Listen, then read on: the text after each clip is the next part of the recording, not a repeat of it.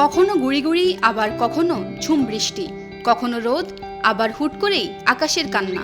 প্রকৃতির এই বিরূপ সময়টা আর যাই হোক, চুলের জন্য মোটেও সুখকর নয়। অফিস বা কলেজে যাওয়ার সময় চুল ভিজে যেতে পারে যখন তখন। বৃষ্টির পানিতে ক্ষতিকর বিভিন্ন উপাদান মিশে থাকে, যা সংস্পর্শে চুল রুক্ষ হয়ে যায়। বর্ষায় চুলের এই স্বাস্থ্যহানি নিয়ে ভয় পাওয়ার অবশ্য কিছু নেই। নির্দিষ্ট কিছু নিয়ম মেনে চললে এ ঋতুতে চুলকে ক্ষতির হাত থেকে বাঁচিয়ে রাখতে পারেন। এক্ষেত্রে আপনাকে কয়েকটি বিষয় অবশ্যই মাথায় রাখতে হবে।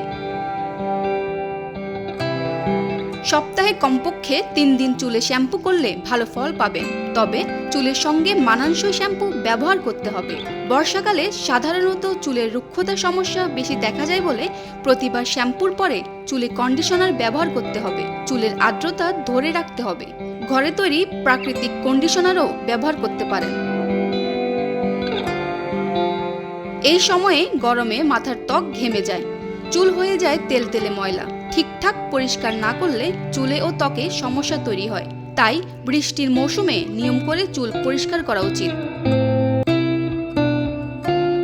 ভেজা চুল এমনিতেই নেতিয়ে থাকে, বর্ষাকালে চুলের এই হাল আরো বৃদ্ধি পায়। এজন্য চুল উজ্জ্বল ও ঘন করতে প্রাকৃতিক প্যাক ব্যবহার করতে পারেন। এসব উপাদান চুলকে ভেতর থেকে মজবুত, ঘন ও উজ্জ্বল করে। বর্ষায়, শীত বা গ্রীষ্ম কখনোই চুল তোয়ালে দিয়ে জোরে ঘষে মুছবেন না। এতে চুলের রুক্ষতা আরো বেড়ে যায়, চুল ভেঙে ঝরে যায়, ডগা ফেটে যায়। ভেজা চুল নরম তোয়ালে দিয়ে চেপে চেপে মুছে নিতে হবে।